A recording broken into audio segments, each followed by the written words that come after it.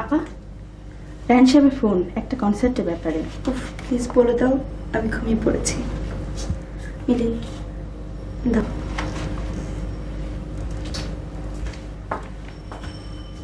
Hello. High, কেমন আছো? কোনো কনসার্টের ব্যাপারে আলাপ করতে চাও? তার আগে আজকের অনুষ্ঠানের ব্যাপারে। ওটা নিয়ে আমি কোনো কথা বলতে চাই না, অন্তত তোমার সাথে। এই আমার উপরে এত রাগ? অথচ আমি তোমাকে নিষেধ করেছিলাম পাবলিক কনসার্টে উচ্চাঙ্গ সঙ্গীত না গাইতে। দেখলে তো রেজাল্ট? দেখতে পেলাম। তোমরা আমাদেরকে গিলে খেয়েছো। মাথার উপরে শকুনের ছায়া সারাক্ষণ। গালি দিলেন লাবণ্য চৌধুরী, বর্তমান সময়ের জনপ্রিয়তম সঙ্গীত শিল্পী। সে কি কখনো হয়? আমরা তো গান গাই সবার জন্যে, আর আপনারা অনেক ঊর্ধ্বে। বিশেষ অতিথি হয়ে ফুলের তোড়া হাতে আমাদের ধন্য করতে আসেন। তুমি আজ খুব বিষণ্ণ। রায়হান, তুমি ভুল করছো। আমি বিষণ্ণ হলেও কখনো তোমাকে তা প্রকাশ করব না।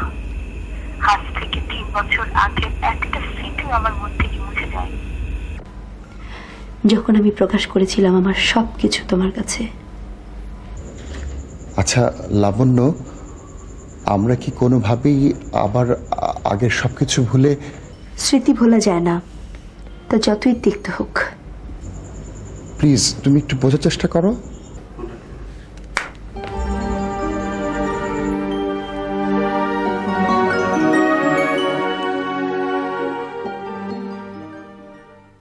গতকাল অনুষ্ঠান সম্পর্কে আপনার মতামত কি?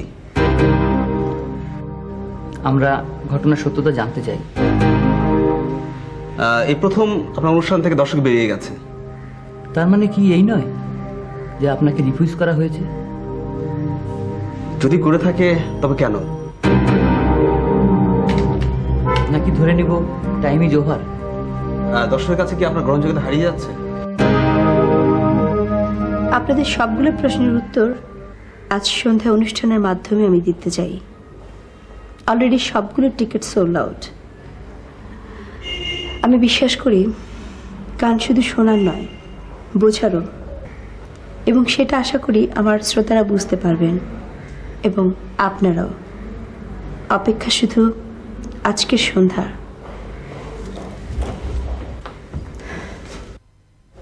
আর হ্যাঁ, সেটা যদি না হয় তাহলে আজকের সন্ধ্যাই হবে আমার শেষ সন্ধ্যা।